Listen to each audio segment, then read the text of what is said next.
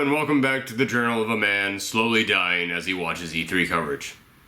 This is going to make an amazing documentary one day. Hi there folks, it's me, Aaron, Professor Thorky, and despite my body telling me to go back to bed and get some rest, I am going to deny it, and I'm going to stick it out with this E3 thing until it's all over with.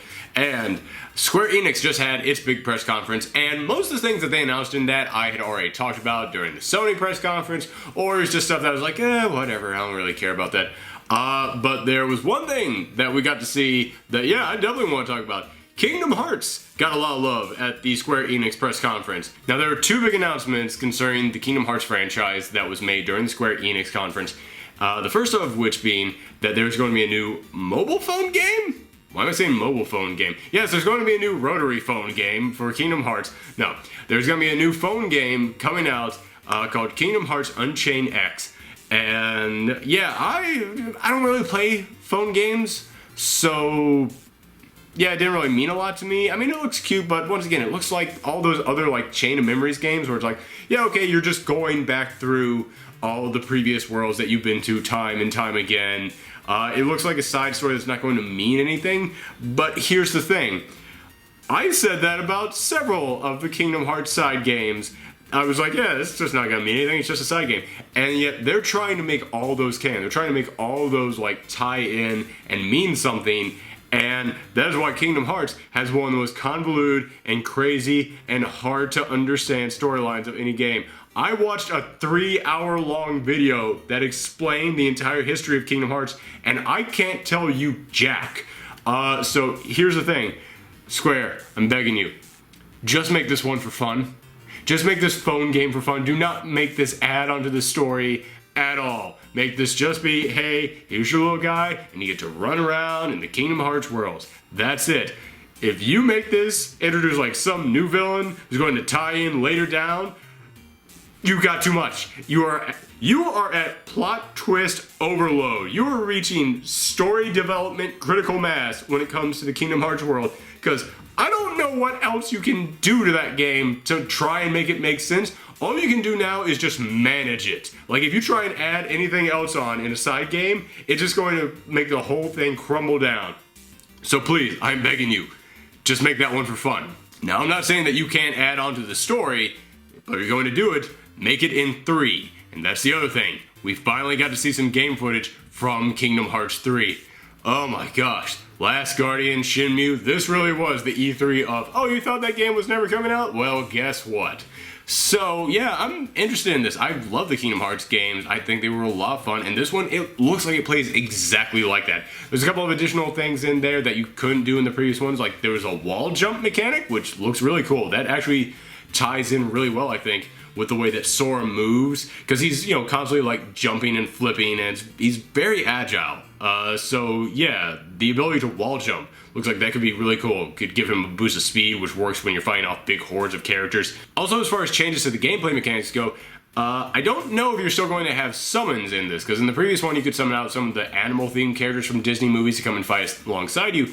And in this one, they didn't show that off, but they show that you could summon out the rides from Disneyland to fight with you. Like, the first one is you can get on the train, and the train can go into the air. Like, it showed him fighting one of the Titans from Hercules, which looked really cool. And he's got the train, and it can actually, like, go around him, which I don't know if you can steer the train. It looked really, I don't know, there's a lot of questions for that.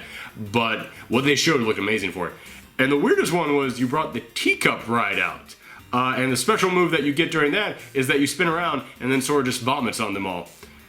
Oh wait, that was me. But yeah, I'm just watching the video again right now, and one of the things that's really sticking out to me is the way that he moves. In the previous games, there was a real sense of like activity. I don't want to really say speed, because he didn't go that fast, but you did have a sense of like, hey man, I am really like traversing some terrain here. And this one, the fact that he can like run up the sides of walls and just jump from like little branch to branch, it really does like add a whole layer of agility to your movements, and that's really cool to me. Also, in the previous games, you could transform your clothes, and when you did that, you gain like different abilities in combat. I love that this time the Keyblade actually looks like it transforms, and we see it transform into guns, but like Disney guns, like they are big, colorful things with giant wings on them. They look awesome. They look... I want a replica of that thing. Like, not just the Keyblade, but that weapon itself. That looks so cool. I would put that over my television set. That looks tons of fun. I love that it gives you different maneuvers. Like, there's a moment where Sora is spinning around and firing at the same time, because the Kingdom Hearts series, it's been about, several things, but one of the things I always loved about it and drew me to it was that it was a great combination of style and substance. Like, it had a great look to it, and they had great designs, but it actually would do stuff with those designs. Like, when they designed a new costume for Sora, they actually thought, okay, what can we do with the gameplay to match up with the way that he looks right now?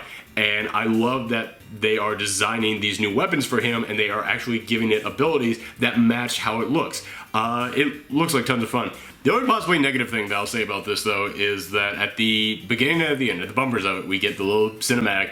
It shows two characters playing chess, and at the end we see their faces, and one of them looks kind of like a really young version of Master Eriquez, if that's how you pronounce his name, from Birth by Sleep, and the other one looks like a really young version of Ansem. Disney, Square, both of you guys, I swear to God, I was just saying, you've made this story too complicated. If you give me a third or fourth version of Ansem, I can't take it, man. There's too much. You have overloaded this with Ansem or Xehanort or whatever you want to call that dude. I don't even remember what his name was called. It's too much, man. You gotta give me someone new in this, or at least give me some way to clear it all up. That's my big hope for this game. Clear it all up. Figure out what the heck is going on in your story. Alright, but even if the story is totally complicated and makes no sense, I'm still looking forward to the game because it looks like fun. The gameplay in those games were so fun, it makes me ignore however complicated the story might have been. So alright, looking forward to that. But alright guys, that's my reaction to all the Kingdom Hearts news that we got. If you want to see more from me, then check out this channel, hit that subscribe button right there. But keep on coming back because I've got more E3 coverage coming up. In fact, as I said, I already did the Sony press conference, which covered a lot of the stuff in the Square One. You can click that video right there to see more of that. So I thank you guys for watching this, and come back next time.